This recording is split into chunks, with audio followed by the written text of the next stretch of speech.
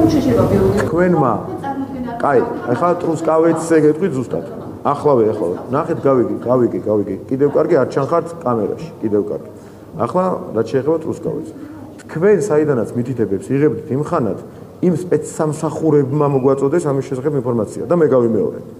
აი თქვენ საიდანაც მითითებებს იღებდით, თქვენ და თქვენი ლიდერშიპი, თქვენი ტელევიზიის პერსონალურად უკრაინის უსაფრთხოების სამსახურებიდან მიღებული ინფორმაცია იყო. და მათი დაგეგმილი სპეცოპერაცია იყო სხვებთან ერთად. დიახ, დავიჯერეთ. დიახ, მეორე დღესვე ბოდიში მოვიხადე.